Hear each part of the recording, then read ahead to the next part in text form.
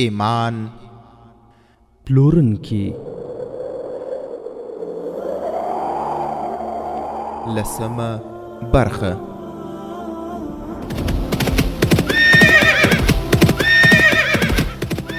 د سلطان صلاح الدین ایوبی رحمه الله د دوران رښتینی کیسې. صلاح الدین پر د غزمکارا پیدا کړه، ته یو بل صلاح الدین پر د غزمکارا پیدا کړه. الحمد لله وكفى والصلاة والسلام على رسوله المصطفى اما بعد. ورونو زموږ او ستاسو کیسه تر دې ځای پورې رسیدلې و چې بل اخره موبي او کریسټوفر او ملګرو یې فخر المصری ته افیون ورکړل او په خپل او توبوتو یې تیر ایست او هلته صلاح الدین ایوبی رحمت الله علیه د روم دی بحیره په غاړه باندې خپل فوج سره او همدارنګه علي بن سفیان رحمت الله علیه په مصر کې د 50,000 سودانی لښکر سره او د کیسې دغه ځای ته رسیدلی و چې کریسټوفر فخر المصری ته ویلی و چې بیا بل عربو نه فوز راځي او تاسو مصریان به غلامان کوي. د دغه عیسوي هر خبره د فخر المصری زړه ته پریوتله. اغیز په اصل کې د خبرو نه و بلکې د موبي د ښکلا او افینو. عیسویانو دا چل د حسن بن صباح له حشیشانو نه زده کړی و. موبي هیڅ کله د هیله نه لرله چې داسې حالت به پیدا شي چې یو مصری به د هغې په تعقیب کې په جال کې راګیروي. هغې ته څرګنده شوه چې فخر له مصري عربي پرته پر بله ژبه نه پوهېږي. موبي خپلو 5 واړه ملګرو ته په خپله ژبه وویل چې رابن د زخمي کېدو په بانه د نورو ټپیانو په خیمه کې دی. هغه ویلي چې ناجي ته ورشي او معلومه کړي چې ولې یې بغاوت ونه کړ، یا یې پر سلطان صلاح الدین ایوبي د شال لوري ولې یرغل ونه کړ، او دا هم ځانو ته څرګنده کړي چې هغه خو به موږ ته دوکه راکړې نه وي. هغې چې خبرې کولې فخر پوښتنه وکړه چې دا څه وایي؟ یو جواب ورکړ، دا وایي چې که دا سړی د سلطان صلاح الدین ایوبي په فوز کې نه وای نو له تا سره به یې واده کړی وای.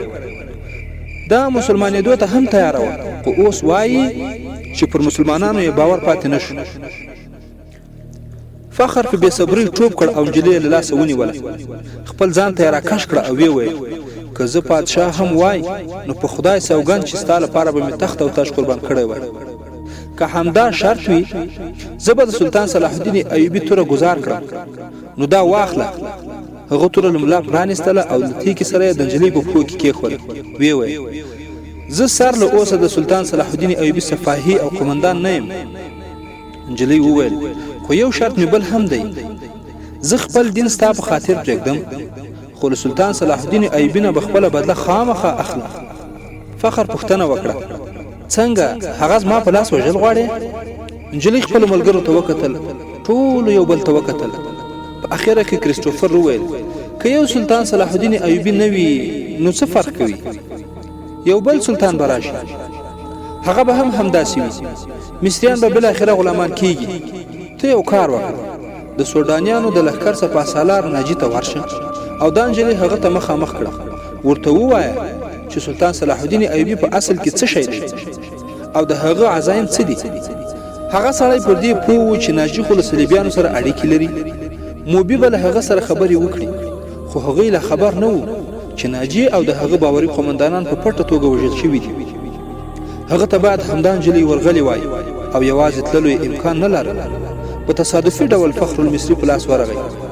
په همدې خاطر یې د فخر المصری د استعمالولو پرېکړه وکړه.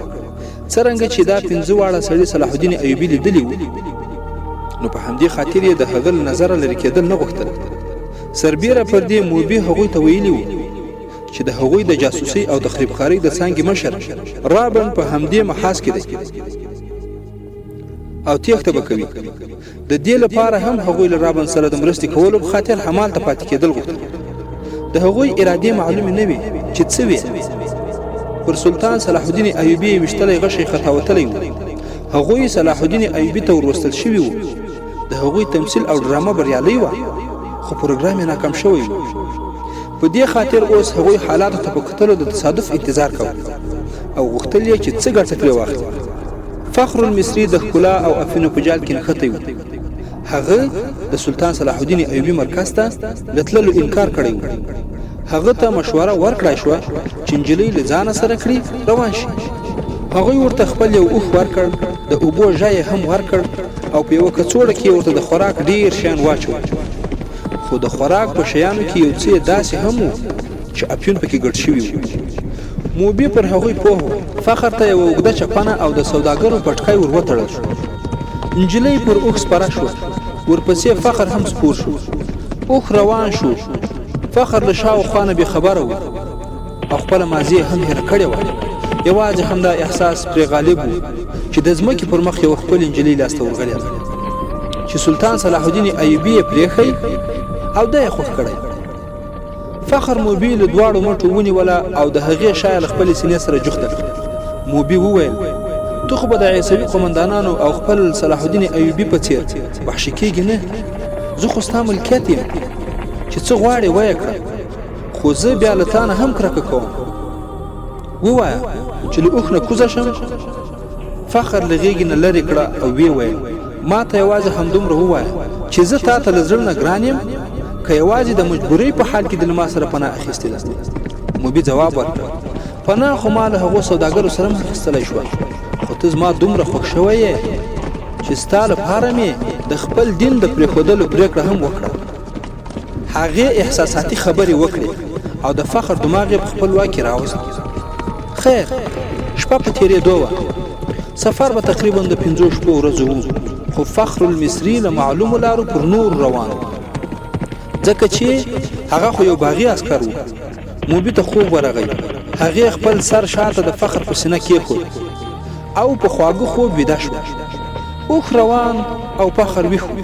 ورونو، فخر او موبي دې همدلته په اوښ باندې روان وي. اوس به ستر مجاهد سلطان صلاح الدین ایوبي ته ورشو. سلطان صلاح الدین ایوبي رحمت الله علیه چې د سهار لمانځه فارغ شو، د دروازې معذب صفاهي خبر ورکړ چې علي بن سفیان را رسېدلی. سلطان صلاح الدین ایوبي د هغه د هرکلي لپاره بهر ووت. د هغه له خولې نه د علي بن سفیان د سلام د جواب وروسته دا کلمات راووتل: د هغه ځای خبرونه څه دي؟ علي بن سفیان جواب ورکړ: تر اوسه خو خیرات وو، خو په سوډاني لښکر کې اندېښنې مخ په زیاتېدو دي. ما په هغوی کې خپل مخبران خپاره کړي وو. د هغوی له راپورونو څرګندېږي چې که د هغوی له قومندانانو یو یې هم مشري په غاړه واخیسته نو بغاوت به وکړي. سلطان صلاح الدین ایوبي رحمت الله علیه هغه له ځان سره خیمې ته بوت. علي بن سفیان وویل: ناجی او د هغه سرکرده قومندانان خو موږ ختم کړي دي، خو هغوی چې د مصري فوز پر خلاف په سوډانیانو کې کوم زهر فاشلي وو د هغې اغېزې د ذرې هم رقم شوي نه دي. د هغوی د اندېښنو بله وجه د سپاه سالارانو رکاوی دی. ما د خپلو جاسوسانو په وسیله دا خبره مشوره کړې ده چې د هغوی سپاه سالار د روم سمندرګي محاذ ته تللی دی. عزتمنده، زه ګمان کوم چې په سوډانیانو کې شکونه او اندېښنې لیدل کېږي، لکه هغوی ته چې معلومه شوي وي چې سپاه سالار یې بندي کړای شوی او بیا وژل شوی. سلطان صلاح الدین ایوبي رحمت الله علیه پوښتنه وکړه: که بغاوت وشو نو په مصر کې چې زموږ کوم لښکر دی هغه به یې غلی کړای شي؟ آیا هغوی به د 50,000 ازمویل شوي لښکر مقابله وکړای شي؟ علي بن سفیان وویل: زه په شک کې یم. زه باور لرم چې زموږ لږ شانې فوج به د سوډانیانو مقابله ونه کړای شي، خو ما د دې کار چاره کړې او راغلی یم. ما سلطان نورالدین زنګي ته 2 تنه استازي لیږلي دي. پیغام یې ورکړی چې په مصر کې د بغاوت احتمال شته او موږ چې کوم پوځ د مصریانو تیار کړی دی هغه لږ دی او له هغوی څخه یې نیمایي د جګړې په محاذ کې دی. د بغاوت د غلي کولو لپاره موږ ته کومک راواستوي. سلطان صلاح الدین ایوبي رحمت الله علیه وویل: زه د هغه لوري نه د کومک را رسېدلو هیله نه لرم. پرون یو استازي خبر راوړ چې نورالدین زنګي زموږ د مرستې لپاره پر پرنګیانو حمله کړې. د پرنګیانو مشران او عسکري منصبداران پرون په حیا کې له خپل متحده پوځونو سره وو او د پرنګیانو یو څه پوځ د سوډاني لښکر د ملاتړ لپاره مصر ته راته. سلطان نورالدین زنګي د هغوی پر هیواد حمله وکړه. د هغوی ټول پلان یې تباه او د پرنګیانو د سلطنت ډېره سیمه یې نیولې. هغوی له صلیبیانو جنگي غرامات هم اخیستي دي. سلطان صلاح الدین ایوبي خیمې ته له ننوتلو سره په خیمه کې قدم وهل پیل کړل او په احساساتي غږ یې وویل: د سلطان نورالدین زنګي د قاصد د خولې مې ځینې داسې خبرې واورېدې چې زه یې اندېښمن کړی یم. علي بن سفیان پوښتنه وکړه آیا صلیبیان به اوس هغه لوري ته یرغل وکړي؟ سلطان صلاح الدین ایوبی په جواب کې وویل زه د هغوی د یرغل هیڅ پروا نه لرم. اندېښنه مې دا ده چې د کفارو د یرغل مخه نیونکي د شرابو په چاټۍ کې ډوبېږي، د اسلام ساتونکي په حرم سرایونو کې بندیانېږي، د ښکلو نجونو زلفې د هغوی په پښو کې زولنې شوي دي. علي د اسلام تاریخ په اسدالدین شیرکو کاکا هیڅکله هم هیر نه کړي. کاش کې چې اوس هم ژوندی وای. زه د جګړې ډګر ته هغه راوستلی وم. موږ ډېر مشکل وختونه ولیدل. علي زه د شیرکو کاکا د پوځ د لومړي غونډ قومندان وم. زه له هغه سره 3 میاشتې د صلیبیانو په کلابندۍ کې وم. ما ته به شیرکو کاکا تل درس راکاوه چې له ویرې او ورختایي ځان وساته، د الهي ملاتړ او رضا قائل اوسه، د اسلام د سپېڅلي دین بیرغ لوړ ساته. زه د شیرکو کاکا تر قومندې لاندې د مصریانو او صلیبیانو د ګډ پوځ پر خلاف جنګېدلی یم. له ماتې سره د مخامخ کېدو په حال کې وم. زما یو موټی عسکر ورخطا شوي وو. ما چې په څه ډول د هغوی حوصلې لوړې وساتلې یوازې او یوازې الله جل جلاله پرې پوهېږي. تر دې چې شیرکو کاکا حمله وکړه او کلابندي ماته شوه. ورونو په دغه ځای کې مې تبصرې ته ضرورت وینم. هغه دا چې هر مجاهد قومندان په داسې حساسو حالاتو کې باید دغه ډول احساسات ولري لکه سلطان صلاح الدین ایوبی رحمت الله علیه چې لرل، او فقط الهي ملاتړ او رضا ته پوره قائل او د اسلامي بیرغ د لوړ ساتلو په هڅه کې او له ویرې او ورختایي په دغه حساسو حالاتو کې ځان ساتي او خپل مجاهدینو ته لوړ مرام او سترې حوصلې ورتلقینولې او د مقابل صف یعنی کفارو هر خبیث پلان یې په سړه سینه او پولادي عزم وردړې وړې کاوه.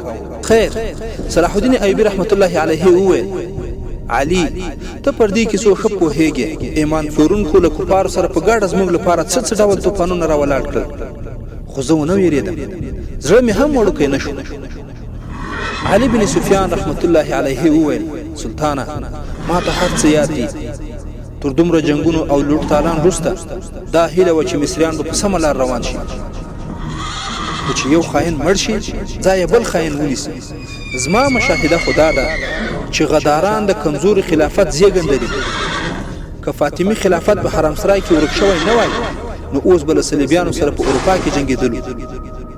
خو زموږ دا خاین وروڼه هغوی له اسلامي خلافت نه وتلو ته نه پرېږدي. کله چې پادشاه په مزو چړچو کې ډوب شي نو له رعیت نه هم ځینې وګړي د پاچاهۍ خوبونه ویني. هغوی له کفارو نه د ځواک مرستې غواړي. په ایمان پلورنه کې دومره ړانده شي چې د کفارو اهداف او د خپلو لوڼو پت او عزت هم هیر کړي. ورونو آیا اوس همدا حال نه دی؟ په اوس حالت کې هم د مسلمانانو رعیت او مجاهد ولس وایي چې کفار د اسلامي خاورې پرېږدي او ودیوزي، خو ایمان پلورونکي بوډاګیان یې د خپل اقتدار د دوام په خاطر نه پرېږدي او کفارو ته وایي چې مه ځئ موږ در سره یو. دا خاینان عیناً تیر تاریخ تکراروي، خو دوی دومره هم فکر نه کوي چې هغه خلک څه شول چې د اسلام او خپل اسلامي خاورو سره یې جفا وکړه، نابود شول. خیر وروسته سلطان صلاح الدین ایوبی رحمت الله علیه علي بن سفیان ته وویل زه تل له همدغسې وګړو ویرېږم.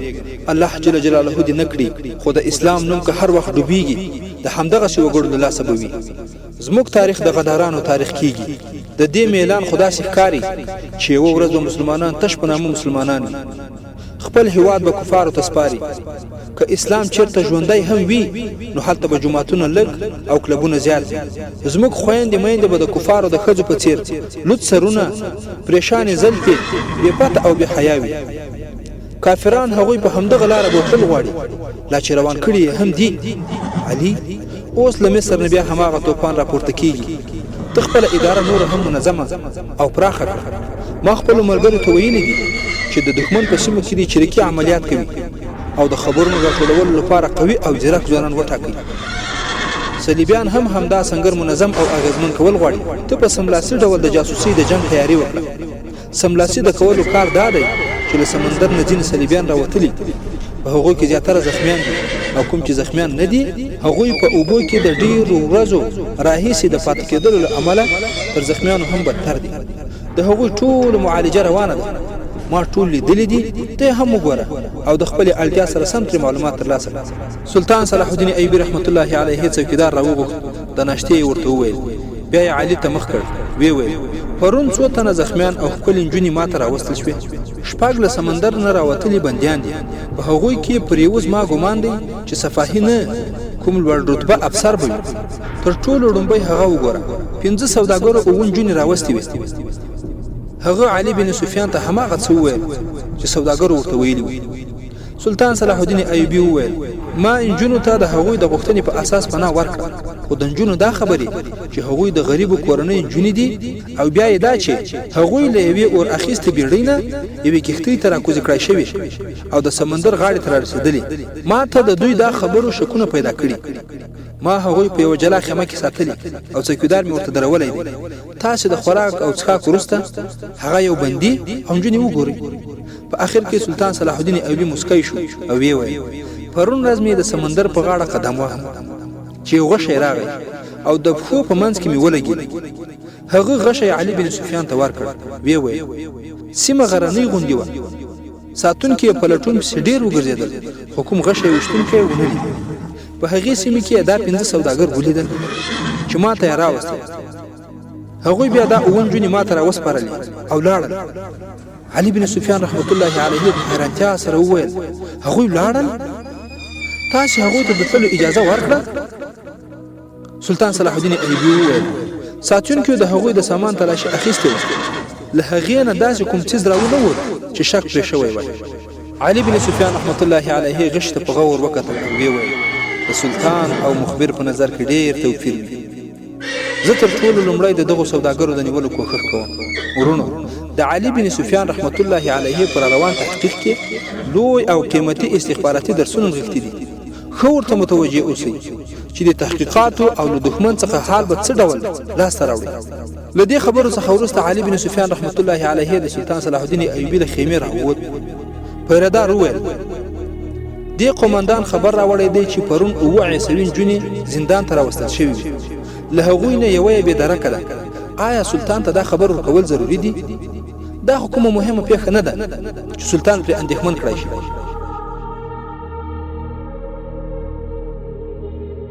د 10مې برخې پای.